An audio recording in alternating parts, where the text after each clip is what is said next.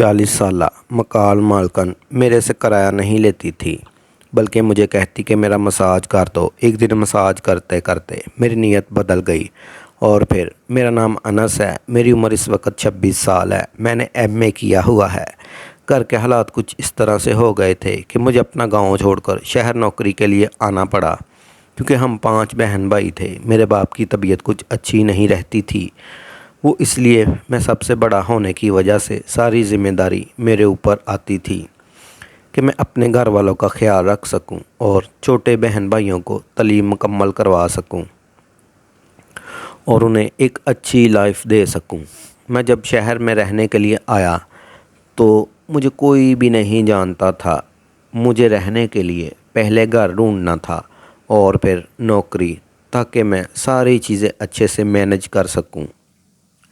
میں 1-2 ہوٹلوں میں جا کر پتہ کیا، وہاں پر کرایہ اتنا زیادہ تھا کہ سننے کے بعد میرے تو ہوش ہی اڑ گئے۔ پریشانی کی حالت میں ایک جگہ چائے پی رہا تھا، وہاں کسی نے مجھے بتایا کہ پرانے محلے میں یہ گھر ہے جہاں پر لڑکے کرائے پر رہتے ہیں۔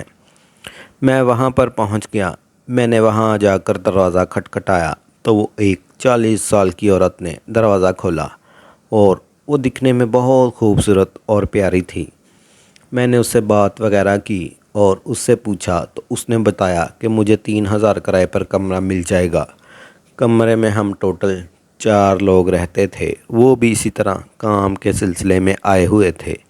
میں نے آنٹی سے بات کی کہ مجھے کچھ دنوں کا وقت مل جائے، میں اب کا کرایہ دے دوں گا۔ آنٹی بہت نرم دل تھی، اس نے مجھے رہنے کی اجازت تو دے دی تھی۔ اس کے بدلے اس نے یہ کہا کہ جب تک تم کرایہ نہیں دو گے تو تمہیں میرے گھر کے سارے کام کرنے ہوں گے۔ پہلے تو میں کچھ دیر سوچ میں پڑ گیا اور پھر میں نے حامی بھر لی، کیونکہ میرے پاس اور تو کوئی حل بھی نہیں موجود تھا اور نہ ہی کوئی چارہ تھا۔ اس لیے میں اس کے گھر کے کام بھی کرنے لگا۔ صبح میں تیار ہو کر نوکری ڈھونڈنے کے لیے چلا جاتا اور شام میں ذلیل و خوار ہو کر واپس آتا اور پھر آنٹی کے کام کرنے شروع کر دیتا۔ ایک دن میں بہت زیادہ تھکا ہارا گھر واپس آیا تو آنٹی نے میرے سر پر پریشانیوں کا بوجھ دیکھ کر مجھے اپنے کمرے میں بلا لیا اور کہنے لگی، بتاؤ بیٹا کیا پریشانی ہے؟ میں نے آنٹی کو اپنا سارا قصہ سنا دیا۔ میں نے اپنا قصہ سناتے سناتے اور رونے لگ گیا۔ آنٹی نے جب میری پریشانی سنی تو کچھ سوچ میں پڑ گئی اور کہنے لگی، بیٹا تم پریشان نہ ہو، میں تمہارے لیے کچھ نہ کچھ کر دیتی ہوں۔ میں نے کہا کہ آنٹی اگر یہ ہو جائے تو اور کیا چاہیے، میں نے ساری زندگی آپ کا احسان مند رہوں گا۔ آنٹی نے مجھے کہا، بیٹا اب تم کھانا بھی باہر سے نہیں کھاؤ گے بلکہ میرے پاس ہی کھایا کرو گے۔ انہوں نے کسی جاننے والے کو فون کیا اور مجھے پرائیویٹ کمپنی میں معمولی سی جاب پر لگوا دیا، جہاں پر میری 40,000 روپے کی تنخواہ تھی، جس سے میں اپنا خرچ کر کے گھر کے تھوڑے بہت پیسے بھی بچانے لگا تھا۔ اور آنٹی نے کہا تھا کہ یہاں پر مستقل طور پر ٹھہرنے کی ضرورت نہیں ہے، کوشش کرتے رہو کہ کہیں بہتر جاب مل جائے۔ میں آنٹی کا شکریہ ادا کرنے لگا۔ میں نے ان سے صبح شام ملنا شروع کر دیا۔ میرے پاس جب بھی فری وقت ہوتا میں ان کے کاموں میں ان کی مدد بھی کر دیتا اور ان کے پاس بیٹھ کر باتیں بھی کر لیتا۔ وہ بالکل اکیلی رہتی تھی۔ اس کے شوہر کا انتقال ہو چکا تھا، لیکن اس نے دوسری شادی نہیں کی تھی۔ وہ دکھنے میں بہت کمال کی معلوم ہوتی تھی۔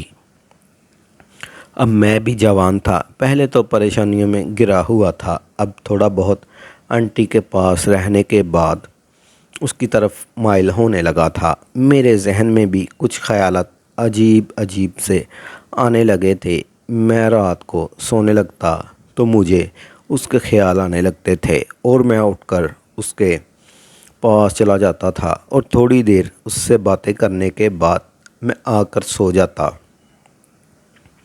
میں کام پر جاتا تو مجھے دن بھر اسی ہی کا خیال رہتا، حالانکہ میرے ساتھ والے جو لڑکے تھے وہ مجھ سے بہت جلتے تھے کہ یہ کیسے ایک بوڑھی عورت کے پیچھے پڑا ہوا ہے۔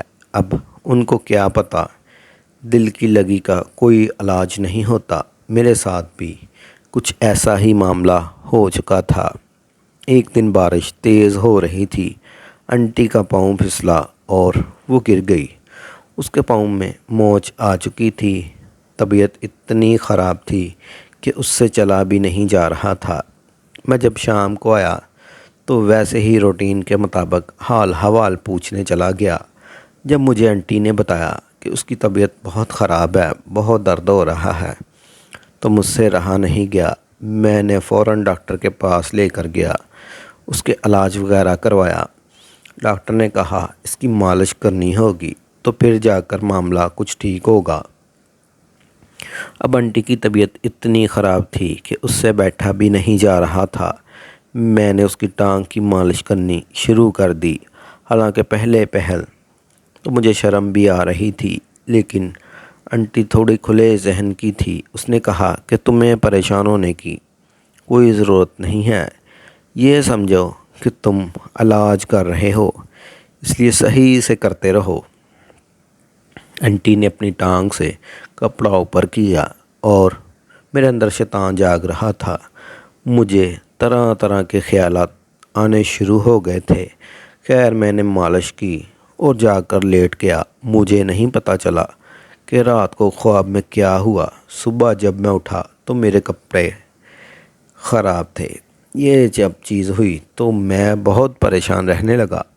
میری معمولی بات یہی بن گیا۔ میرے روز انٹی کی مالش کرتا اور انٹی کی طبیعت اب پہلے سے بہتر ہونے لگی تھی۔ جب میں نے اس کی اتنی زیادہ خدمت کی تو وہ بھی میرے لیے تھوڑی بہت موم ہو گئی۔ آج مجھے مالش کرتے ہوئے 8 دن ہو چکے تھے۔ میں مالش کرنے میں معمول کے مطابق گیا اور کرتے کرتے انٹی کی آنکھوں میں تو مجھے وہ چیز صاف نظر آ رہی تھی کہ انٹی بھی بات آگے بڑھانا چاہتی تھی۔ اب میں تو پہلے ہی مرد تھا اور میری خواہشات پہلے ہی جاگ رہی تھی۔ انٹی برسوں کی ترسی ہوئی تھی تو مالش کرتے کرتے ہمارے درمیان سارا کچھ ہو گیا۔ میں جب فری ہوا تو انٹی کی طرف دیکھ کر مسکرایا۔ انٹی بھی اپنے چہرے سے مطمئن دکھائی دی اور مجھے بعد میں بہت پچھتاوا ہونے لگا کہ یہ میں نے سب کیا کر دیا۔ میں نے اسی پچھتاوے کے ساتھ انٹی سے معافی مانگی اور اس گھر کو ہمیشہ ہمیشہ کے لیے خیر آباد کہہ دیا اور کہیں پر جا کر کرائے پر رہنے لگا۔